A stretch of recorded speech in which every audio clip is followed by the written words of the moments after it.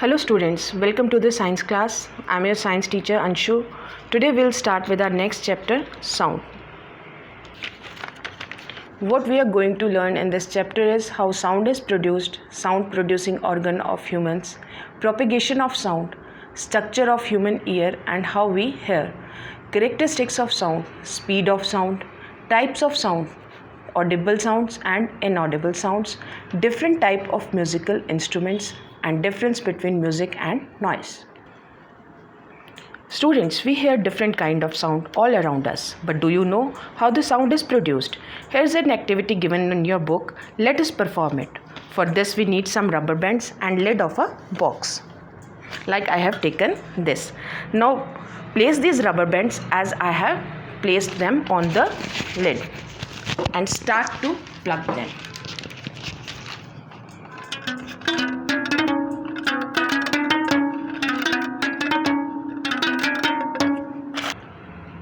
Now you see, as these stretched rubber bands vibrate, a musical sound is produced. So what is sound? Sound is a form of energy produced by vibrations which can be detected by our ears. What is a vibration? It is a rapid to and fro, that is back and forth movement of an object around its central position. Like in the previous class 7, we studied about pendulum. The bob of pendulum shifts from its mean position to right and then back to its mean position. Then it goes to left and back to its mean position. Such type of motion is called as a vibration. Anything which shifts from a mean position and then back to the mean position or the central position is said to be vibrating. The objects that produce sound is called as the source of sound. Now the sound producing organ in humans is called voice box or the larynx. What is the position of larynx? The larynx is situated in the neck at the upper end of the windpipe. This is the windpipe and this is the position of larynx. You can see these tracheal rings and you can feel your vibrating vocal cords by placing fingers lightly on both sides of the trachea on your throat. Now this is the main sound producing organ in human beings. This is known as the vocal fold. I have enlarged this diagram for you. Now this is the position of the vocal cords. What are these? These are thin membranes which are stretched across the voice box.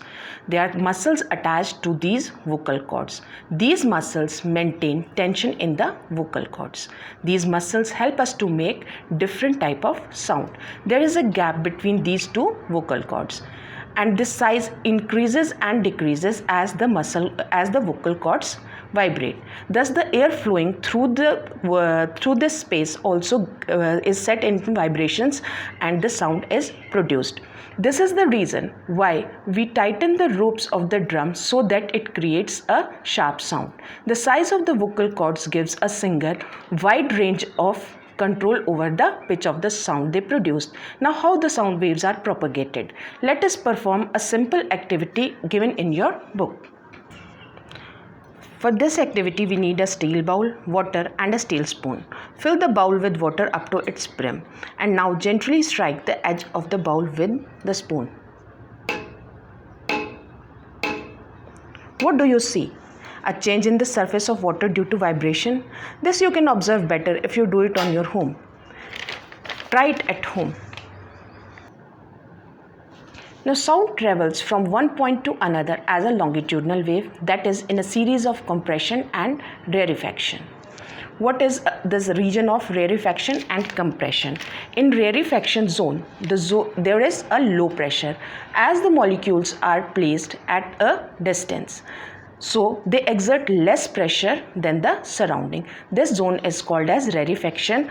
In the compression zone, it is the zone of high pressure because the air molecules lie very close to each other and exert more pressure. Initially, when the source of sound is not working, the air molecules are at rest. As the source of sound is switched on, the molecules of the air are set in the vibration. They don't move, but they set in a vibration in a to and fro motion. In this way, they strike the next molecule, and thus the energy from this molecule is transferred to the next, and so on. This energy goes on transferring from one molecule to another, and the sound waves are propagated and reach us. When sound is produced, the molecules do not move from one place to another. They only vibrate about their mean position. They strike to the next molecule, and the sound propagates and reaches our ears. Now, sound needs a medium to travel. Since sound is produced by vibration in the molecules of the materials, they need a medium to travel. Vibrations cannot propagate without any medium or in the absence of material. That is why sound does not travel in vacuum, as there is no air. That's all for the day. Book pages covered and in between questions will be uploaded on the school website. Thank you.